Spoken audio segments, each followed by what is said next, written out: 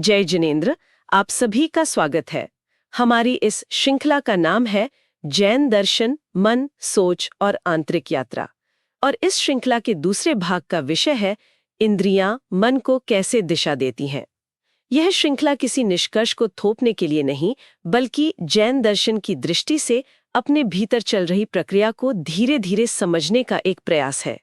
यदि आपने इस श्रृंखला का पहला भाग नहीं देखा है, तो कृपया इस श्रृंखला को पहले भाग से सुने, ताकि इस भाग की बातें आपको सही क्रम में और स्पष्ट रूप से समझ में आ सकें।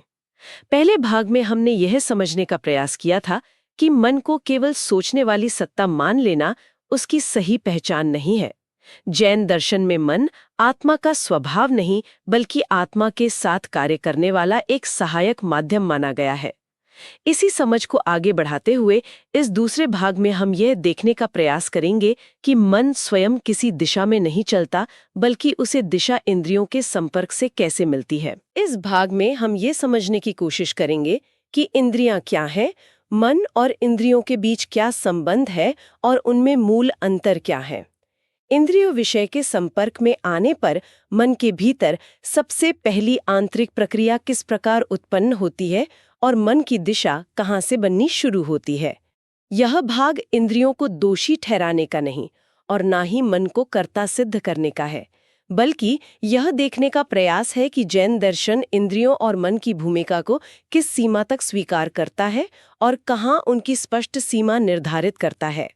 इन सभी बातों को हम शांत, सरल और व्यवहारिक भाषा में समझने की कोशिश करेंगे, ताकि आगे आने वाले भागों में विचार, इच्छा और प्रवृत्ति जैसे विषयों को बिना किसी भ्रम के समझा जा सके। इस भाग में दी गई सारी जानकारी केवल जैन शास्त्रों पर आधारित है, मुख्य रूप से तत्वार्थ सूत्र जो आचार्य उमास्वामी द्वारा रचित है और समय सार आचार्य कुंद द्वारा। तो चलिए इस गहरी यात्रा को आगे बढ़ाते हैं। हम अक्सर कहते हैं कि हमारा मन भटकता है, इंद्रियों के पीछे भागता है, पर क्या ये सच है? इस गुत्थी को सुलझाने के लिए पहला सवाल ये उठता है, जैन दर्शन के अनुसार इंद्रियां क्या है और उनका मूल कार्य क्या माना गया है? देखिए, ये सवाल ही पूरी चर्चा का आधार है। हम आमतौर पर क्या सोचते हैं कि आंखें देख रही हैं, कान सुन रहे हैं। बिल्कुल यही सोचते हैं। पर जैन दर्शन कहता है कि रुकिए, इसे थोड़ा और गहराई से देखिए। यहाँ इंद्रियों को मतलब देखने सुनने वाली शक्ति नहीं माना गया। तो फिर क्या माना गया है? उन्हें आत्मा और बाहरी दुनिया के बीच एक पुल की तरह माना गया है। वो सिर्फ एक माध्यम है। एक पुल? ये तो एक बिल्कुल नया नजरिया है। मतलब वे खुद यात्रा नहीं कर रही, बस यात्रा का रास्ता बना रही हैं। तो फिर जानने वाला कौन है? जानने वाला तो हमेशा आत्मा ही है। आचार्य उमास्वामी तत्वार्थ सूत्र में आत्मा को चेतन द्रव्य कहते हैं। यानी एक ऐसी सत्ता जिसका स्वभाव ही जानना और देखना है। ज्ञान और दर्शन उसके अपने गुण हैं। और दिलचस्प बात यह है कि इंद्रियों को इन मूल गुणों का हिस्सा नहीं माना गया है। अच्छा। इससे ये साफ होता है कि इंद्रियां ज्ञान पैदा नहीं करती, वो तो बस बाहर की जानकारी को आत्मा तक पहुंचाने का जरिया है। अच्छा, तो जब हम कहते हैं कि मेरी आंखों ने एक सुंदर फूल देखा, तो ये बस कहने का एक तरीका हुआ। असल में आंख ने तो सिर्फ रंग और आकार की सूचना दी, और उस सूचना को जानने और उसे सुंदर कहने का काम वो भीतर कहीं और गहरे स्तर पर हुआ। बिल्कुल, आपने एकदम सही पकड़ा। और इसी बात को आचार्य कुंद समय सार में और भी साफ करते हैं। वे कहते हैं कि इंद्रियां जिन चीजों को हमारे सामने लाती हैं, जैसे कोई आवाज, कोई स्वाद, वो चीजें आत्मा नहीं हैं, वे बाहरी हैं। इंद्रियों का काम बस उन्हें प्रस्तुत कर देना है। अब उन चीजों में खो जाना, उनमें रम जाना या उनसे परेशान हो जाना, ये इंद्रियों का स्वभाव नहीं है। तो ये मन का काम है। हाँ, ये मन का खेल है। ये तो बहुत बड़ी बात है। इसका मतलब है कि इंद्रियां तो बस एक तरह की डाकियां हैं जो बाहर से चिट्ठी ला कर देती हैं। चिट्ठी में क्या लिखा है उसे पढ़कर खुश होना है या दुखी, ये फैसला तो घर के मालिक का है, डाकिये का नहीं, है ना? हाँ, बहुत ही सहज उदाहरण है ये। यही सार है। इंद्रियां जानने वाली सत्ता नहीं है, बल्कि जानने की प्रक्रिया में एक सहायक हैं। इसीलिए उन्हें पूरी तरह कर्ता मान लेना जैन दर्शन की दृष्टि से एक भ्रम है। ठीक है, ये स्पष्ट हुआ कि इंद्रियां सहायक हैं, एक पुल की तरह, और मन की भी एक भूमिका है। तो फिर इन दोनों में रिश्ता क्या है? अगर इंद्रियां बाहर से जानकारी लाती हैं, तो मन क्या करता है? मतलब मन और इंद्रियों के बीच क्या संबंध है और दोनों में मूल अंतर क्या है? इनका रिश्ता सहयोग का है, पर दोनों एक ही स्तर पर काम नहीं करते। जैसा हमने अभी समझा, इंद्रियां बाहरी दुनिया से संपर्क कराती हैं, उनका काम बाहर की तरफ है, जबकि मन का काम उस संपर्क के बाद शुरू होता है। वो उस जानकारी के आधार पर एक आंतरिक प्रतिक्रिया बनाता है। अच्छा, तो उसका काम भीतर की तरफ है। तो क्या हम ऐसा कह सकते हैं कि इंद्रियां दरवाजे की तरह हैं, जहां से हवा अंदर आती है, और मन घर के अंदर का वो माहौल है जो उस हवा से ठंडा भी हो सकता है और उसमें धूल भी भर सकती है? हाँ, ये समझने में मदद करता है। तत्वार्थ सूत्र में आचार्य उमास्वामी कहते हैं कि ज्ञान आत्मा का गुण है और मन तथा इंद्रियां उस ज्ञान को प्रकट करने में उपकरण यानी इंस्ट्रूमेंट्स की तरह हैं। ठीक है। लेकिन दोनों के काम अलग हैं। इंद्रियों का काम है बाहरी विषय से संपर्क साधना, मन का काम है उस संपर्क के बाद सोचना, विकल्प बनाना, इरादे करना। अच्छा, कार्य क्षेत्र का यह अंतर ही उनका मूल अंतर है। मैं सोच रही थी कि हम अक्सर इन दोनों को एक ही मान लेते हैं। जैसे कहते हैं, आज मेरी इंद्रियां भटक रही हैं या मेरा मन भटक रहा है, और हमारा मतलब एक ही होता है। हाँ, पर आपके कहने का मतलब है कि इनमें बहुत बारीक फर्क है। हाँ, बहुत बारीक फर्क है। देखिए, भटकना या किसी चीज की ओर आकर्षित होना ये इंद्रियों का स्वभाव नहीं है। इंद्रियां तो बस अपना काम कर रही हैं, देखना, सुनना। आचार्य कुंद समेसार में कहते हैं कि किसी वस्तु के प्रति जो रुझान, आकर्षण या बेचैनी पैदा होती है, वो मन के स्तर पर होती है। तो इंद्रियां संपर्क का माध्यम है और मन प्रतिक्रिया की दिशा तय करने का माध्यम है। इसका मतलब तो ये हुआ कि नहीं, मतलब दोनों एक दूसरे के बिना अधूरे हैं। हाँ, बिल्कुल इंद्रियों के बिना मन को बाहरी दुनिया का कुछ पता नहीं चलेगा, सही है। और मन के बिना इंद्रियों से मिली जानकारी बस एक सूखी सूचना बनकर रह जाएगी, उसका कोई अर्थ नहीं निकलेगा। बिल्कुल, वे एक दूसरे पर निर्भर हैं पर एक नहीं है।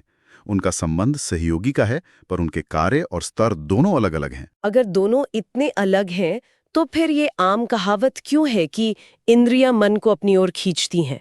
जैसे अच्छी खुशबू मन को खींच लेती है या कोई सुंदर दृश्य ध्यान खींच लेता है। इस बात में कितनी सच्चाई है? मतलब जैन दर्शन के अनुसार इंद्रियां मन को किस प्रकार विषयों की ओर मोड़ती हैं? यहाँ भाषा को बहुत ध्यान से समझने की जरूरत है। ये जो खींचने वाली बात है, ये एक व्यवहारिक अनुभव है, पर दार्शनिक सच्चाई नहीं है। जैन दर्शन ये नहीं मानता कि इंद्रियों में कोई ऐसी शक्ति है जो मन को रस्सी से खींच ले। अच्छा, हाँ, वे मन को प्रभावित जरूर करती हैं, पर खींचती नहीं है। प्रभावित करती है पर खींचती नहीं है। इसमें क्या फर्क है? ये तो सुनने में मतलब लगभग एक जैसा ही लग रहा है। नहीं, फर्क है और फर्क बहुत गहरा है। देखिए, खींचने का मतलब क्या हुआ कि आप मजबूर हैं। हाँ, कि मन मजबूर है, उसके पास कोई विकल्प ही नहीं है। पर प्रभावित करने का मतलब है कि मन के सामने बस एक विकल्प रखा गया है। अच्छा, कत्वार सूत्र में आचार्य उमास्वामी इसे समझाते हैं कि जब इंद्रियां किसी विषय को सामने लाती हैं, तो मन उस विषय से जुड़े अनुभव की ओर झुकता है। इस तरह इंद्रियां मन के लिए दिशा का कारण नहीं बनती, बल्कि दिशा बनने का अवसर बनती है। बिल्कुल अवसर। अरे, कारण नहीं बल्कि अवसर। ये तो पूरी सोच ही बदल देता है। मतलब सारा दोष इंद्रियों पर डाल देना कि आंखों ने देख लिया इसलिए मन भटक गया, ये तो एक तरह का बहाना हुआ। असल जिम्मेदारी तो मन की ही है कि वो उस अवसर का क्या करता है। बिल्कुल, जिम्मेदारी मन की अवस्था पर आ जाती है। इंद्रियां तो बस एक दरवाजा खोलती हैं, पर उस दरवाजे से बाहर जाना है या नहीं, ये निर्णय मन के स्तर पर होता है। आचार्य कुंद भी समय सार में यही कहते हैं। मन में जो चंचलता या रुझान पैदा होता है, वो विषय की शक्ति से नहीं होता, बल्कि मन के अपने झुकाव की वजह से होता है। तो ये कहना कि संगीत ने मेरा मन मोह लिया अधूरा सच है। पूरा सच ये है कि मेरे मन का झुकाव संगीत की ओर पहले से था और कानों ने बस उस संगीत से संपर्क कराकर एक मौका दे दिया। यही इसका सार है। इंद्रियां मन को खींचती नहीं, बल्कि मन के सामने विषयों को उपस्थित करती हैं, और मन उन्हीं विषयों की ओर झुकता है जिनसे उसका संपर्क होता है। इसलिए हम कह सकते हैं कि इंद्रियां मन को दिशा नहीं देती, पर मन की दिशा बनने में उनकी भूमिका बहुत महत्वपूर्ण है। ठीक है, अगर इंद्रियां सिर्फ अवसर बनाती हैं, कारण नहीं, तो फिर ये सवाल और भी बड़ा हो जाता है कि मन की दिशा का असली निर्माता कौन है? क्या मन पूरी तरह से स्वतंत्र है अपनी दिशा तय करने में, या फिर वो इंद्रियों के संपर्क का गुलाम है? यहाँ जैन दर्शन एक बहुत ही संतुलित और व्यावहारिक दृष्टिकोण अपनाता है। वो इन दोनों मतलब एक्सट्रीम्स को अधूरा मानता है। ये कहना कि मन पूरी तरह से स्वतंत्र है, ये भी सही नहीं है, और ये कहना कि वो पूरी तरह से इंद्रियों का दास है, ये भी सही नहीं है। अब फिर सच इन दोनों के बीच में कहीं है। ये न तो पूरी तरह मन का निर्णय है, न ही पूरी तरह इंद्रियों का दबाव। सही कहा। दिशा इन दोनों के मिलने से बनती है। इंद्रियों के संपर्क के आधार पर मन की उस समय की अपनी अवस्था से दिशा का निर्माण होता है। दोनों की भूमिका है। क्या इसे किसी उदाहरण से समझ सकते हैं? ये थोड़ा सैद्धांतिक लग रहा है। जरूर। वो मिठाई की दुकान वाला उदाहरण लेते हैं। हाँ, ठीक है। मान लीजिए आप सड़क पर चल रहे हैं। आपकी आंखों ने यानी चक्षु इंद्रिय ने एक मिठाई की दुकान देखी। ये हुआ इंद्रिय संपर्क। ये एक अवसर है। अब आगे क्या होगा, ये आपकी मन की अवस्था पर निर्भर करेगा। अच्छा। जैसे अगर मेरा पेट भरा है या डॉक्टर ने मीठा खाने से मना किया है, तो मैं शायद दुकान को देखकर भी सीधा आगे निकल जाऊंगी। बिल्कुल। और मान लीजिए कि आपको बहुत तेज भूख लगी है या आपका कुछ मीठा खाने का बहुत मन कर रहा है। ये मन की दूसरी अवस्था है। तब क्या होगा? तब तो कदम अपने आप दुकान की तरफ मुड़ जाएंगे। वाह, दुकान वही है, आंखें भी वही हैं, इंद्रिय संपर्क भी वही हुआ, पर मन की दिशा दोनों बार बिल्कुल अलग बनी। ये तो मन की भीतरी अवस्था पर निर्भर कर गया। यही बात है, दिशा दोनों के मेल से बनी। आचार्य उमा स्वामी तत्वार्थ सूत्र में यही कहते हैं कि इंद्रियां केवल परिस्थिति बनाती हैं, पर उस संपर्क के बाद मन किस ओर झुकेगा ये वे तय नहीं करती। इसी तरह आचार्य कुंद समय सार में स्पष्ट करते हैं कि मन में दिखने वाली प्रवृत्ति विषय की शक्ति से नहीं, बल्कि आत्मा के साथ जुड़े मन की उस समय की अवस्था से उत्पन्न होती है। इसलिए मन ना तो पूरी तरह से स्वतंत्र करता है और ना ही इंद्रियों का दास। ये समझ बहुत स्पष्टता लाती है। अब मैं इस प्रक्रिया के बिल्कुल शुरुआती बिंदु पर जाना चाहती हूँ। मान लीजिए आंख ने मिठाई की दुकान देखी।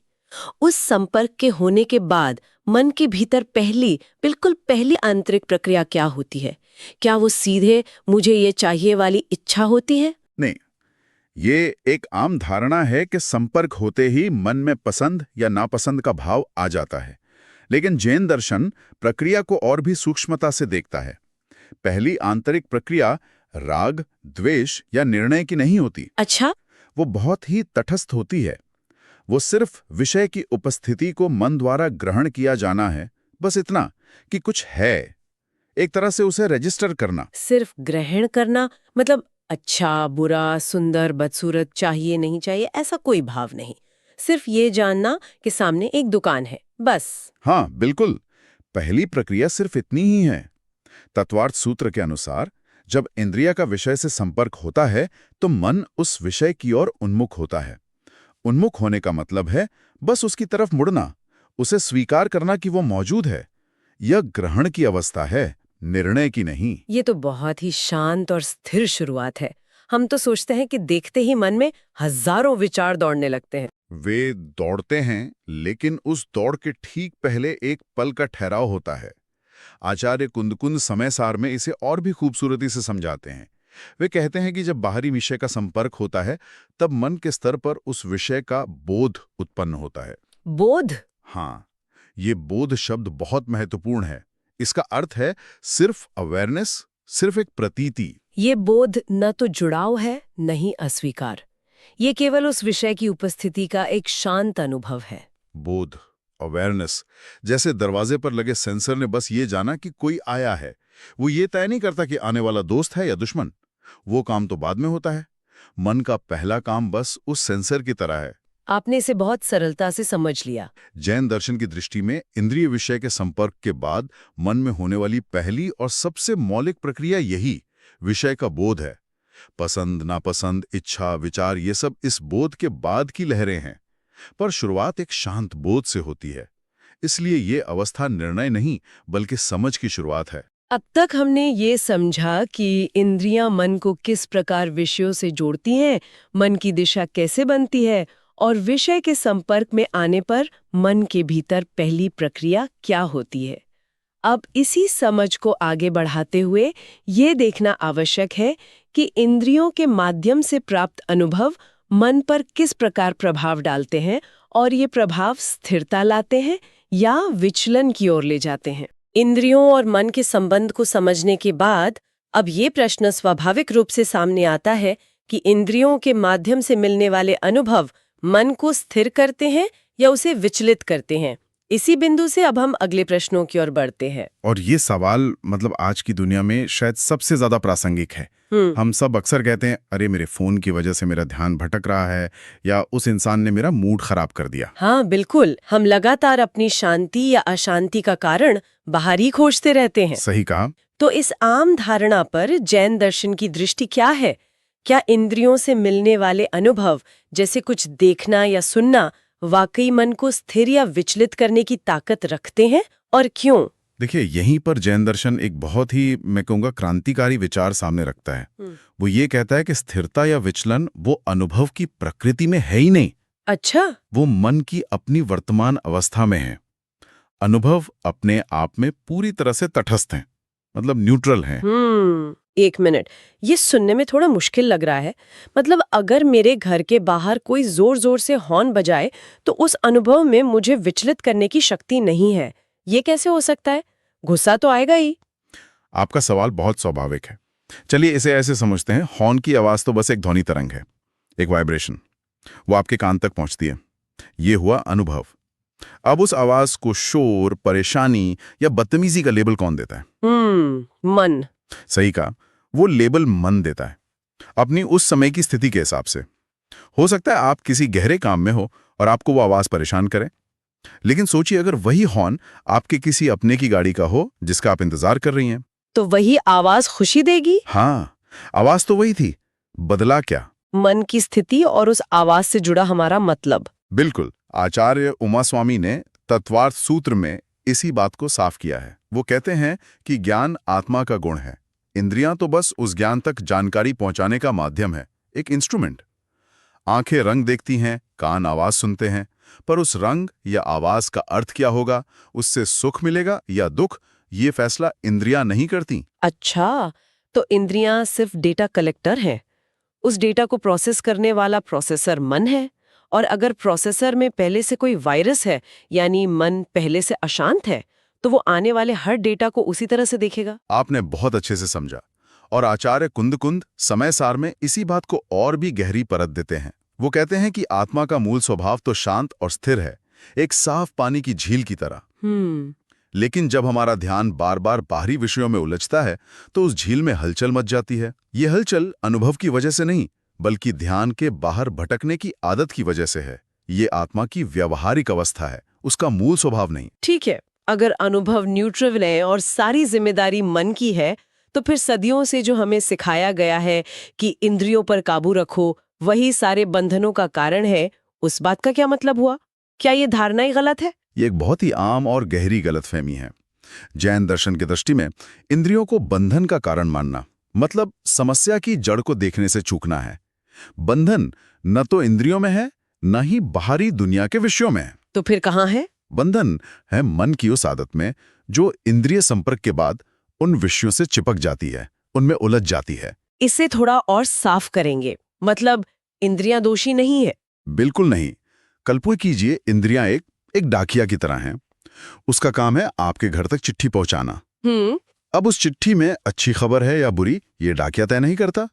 और उस चिट्ठी को पढ़कर आपको खुश होना है, दुखी होना है या उसे फेंक देना है, ये भी डाकिया तय नहीं करता। इंद्रियां बस विषय रूपी चिट्ठी को आत्मा तक पहुंचा देती हैं। ये बहुत अच्छा उदाहरण है। तो अगर हम परेशान हो रहे हैं तो हम डाकिया को यानी अपनी इंद्रियों को दोष दे रहे हैं, जबकि हमें चिट्ठी यानी मन के रिएक्शन पर ध्यान देना चाहिए। एकदम सही।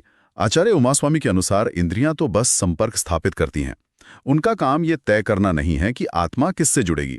इसलिए इंद्रियां स्वयं में कर्ता नहीं हो सकती, वो बंधन नहीं बना सकती। और आचार्य कुंद इसे आत्मा के स्वभाव से जोड़कर देखते हैं। वो कहते हैं कि बंधन आत्मा के स्वभाव का हिस्सा है ही नहीं, वो तो बस उसकी व्यावहारिक अवस्था में दिखाई देता है। जैसे पानी का स्वभाव शीतल है, पर उबालने पर वो गर्म दिखाई देता है। ये गर्म होना उसकी व्यावहारिक अवस्था है, स्वभाव नहीं। और ये उबाल कब आता है? ये उबाल तब आता है जब मन इंद्रियों से मिले विषयों में रमने लगता है, यानी उनमें रुचि लेने लगता है, डूबने लगता है। बस यहीं से बंधन की प्रक्रिया शुरू होती है। और ये बंधन इंद्रियों की शक्ति से नहीं, मन की प्रवृत्ति से बनता है। तो इसका मतलब ये हुआ कि इंद्रियां न बंधन देती हैं न मुक्ति। वे सिर्फ एक दरवाजे की तरह है। दरवाजे से कौन गुजरता है और कहाँ जाता है, ये दरवाजे पर निर्भर नहीं करता। आपने सार पकड़ लिया, बिल्कुल। ठीक है, यहाँ तक बात समझ में आती है। पर यहीं से एक और उलझन पैदा होती है। अगर इंद्रियां कुछ करती ही नहीं, वो सिर्फ दरवाजे की तरह है, तो फिर ये जो कहा जाता है कि इंद्रियों की दिशा बदलो, इसका क्या मतलब है? हम दरवाजे की दिशा कैसे बदल सकते हैं? बहुत जरूरी सवाल है, क्योंकि यहीं पर अक्सर लोग भटक जाते हैं। इंद्रियों की दिशा बदलने का अर्थ इंद्रियों को बलपूर्वक बंद करना या उनसे संपर्क तोड़ना बिल्कुल नहीं है। जैन दर्शन दमन या सप्रेशन की बात नहीं करता। अच्छा। हाँ, ऐसा करना तो वैसा ही होगा जैसे किसी बच्चे को खिलौने से खेलने से मना कर दिया जाए।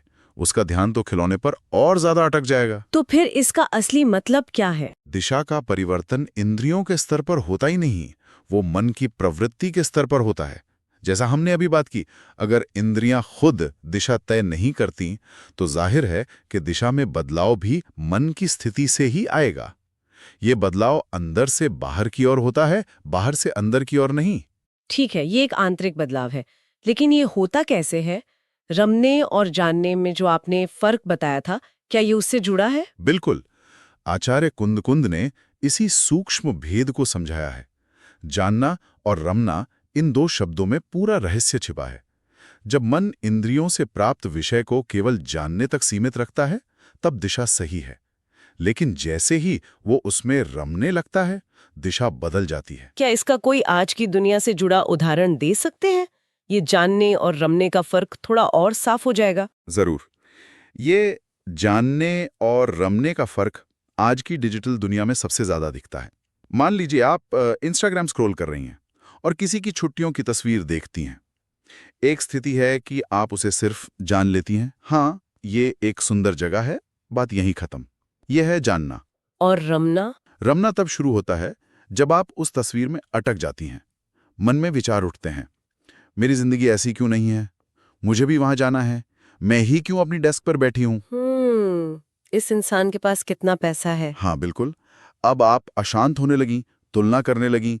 तस्वीर वही है, देखने वाली आंखें वही हैं, बदला क्या? सिर्फ मन का जुड़ाव और कहानी बनाने की प्रक्रिया। बस यही। जब तक मन सिर्फ जानने की भूमिका में है, वो एक कैमरे की तरह है जो बस रिकॉर्ड करता है, वो मुक्त है। जैसे ही वो रमने या पकड़ने की भूमिका में आता है, वो एक जज बन जाता है जो फैसले सुनाता है और वहीं उलझ जाता है। तो इंद्रियों की दिशा बदलने का सही अर्थ है मन के उपयोग में परिवर्तन लाना। अच्छा। इंद्रियों और विषय वही रहेंगे, पर मन का उनके साथ जुड़ने का तरीका बदल जाएगा। ये समझ तो पूरी दृष्टि ही बदल देती है। लेकिन एक व्यवहारिक उलझन अभी भी है। हमें अक्सर यही महसूस होता है कि इंद्रियां ही मन को खींचती हैं। जैसे कोई बहुत अच्छा गाना सुना और मन अपने आप उस ओर बह गया, या कोई स्वादिष्ट भोजन देखा और मन ललचा गया। ऐसा लगता है जैसे हमारे पास कोई चॉइस ही नहीं है।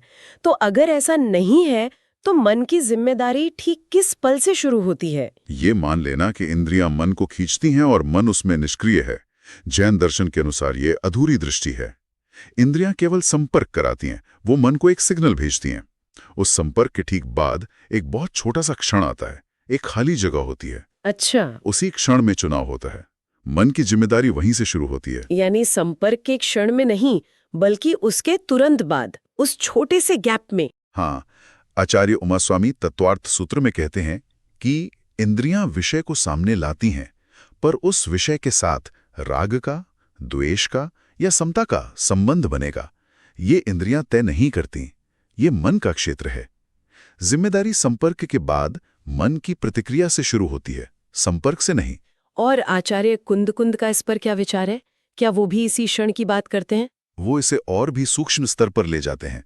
वे कहते हैं कि आत्मा तो स्वभाव से शुद्ध चेतना है, जानने वाली है, पर जब मन बाहरी विषयों की ओर झुककर उनमें रमने लगता है, यानी जानने से आगे बढ़कर उन्हें पकड़ने की कोशिश करता है, वही क्षण है जहां मन की जिम्मेदारी साफ साफ सामने आती है।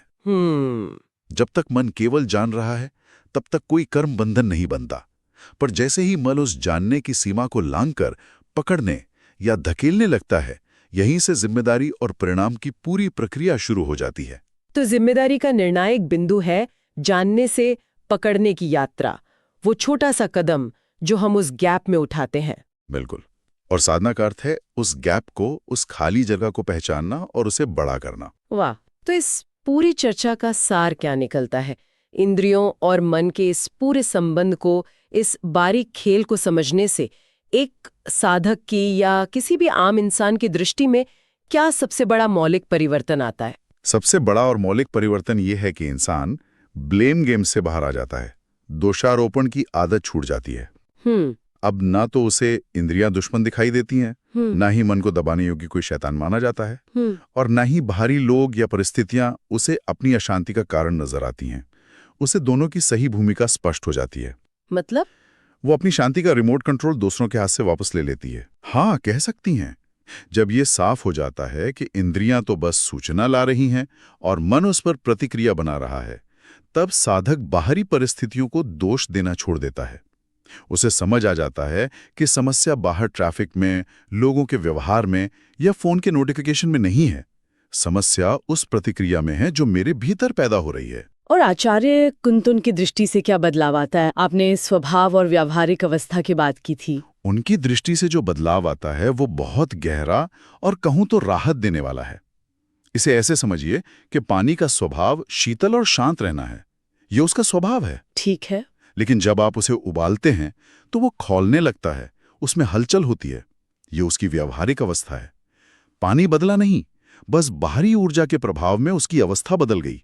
तो मन का विचलन या गुस्सा उस उबलते हुए पानी की तरह है। बिल्कुल। आचार्य कुंद कहते हैं कि जो भी उलझन, चंचलता या बंधन दिखाई देता है वो आत्मा का स्वभाव नहीं है, वो बस एक व्यावहारिक अवस्था है।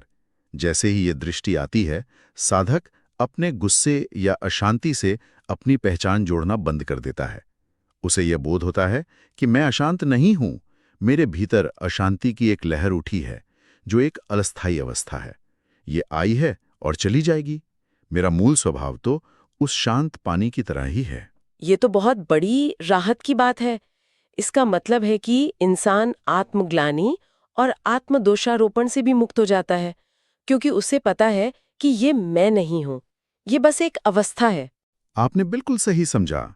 अब साधक बदलाव के लिए बाहर नहीं झांकता, न ही खुद को कोसता है। वो बस अपनी समझ और अपनी प्रवृत्ति की दिशा पर ध्यान देना शुरू करता है। और यही मौलिक परिवर्तन है जो इस पूरी समझ की सबसे बड़ी उपलब्धि है। इस दूसरे भाग में हमने ये समझने का प्रयास किया कि जैन दर्शन में इंद्रियां और मन एक दूसरे से किस प्रकार जुड़े हुए हैं और इंद्रिय संपर्क के बाद मन के भीतर कौन सी प्रक्रियाएं घटित होती हैं। हमने देखा कि इंद्रियां स्वयं ना तो बंधन का कारण है, ना ही मुक्ति का साधन। वे केवल विषय और आत्मा के बीच संपर्क स्थापित करती हैं।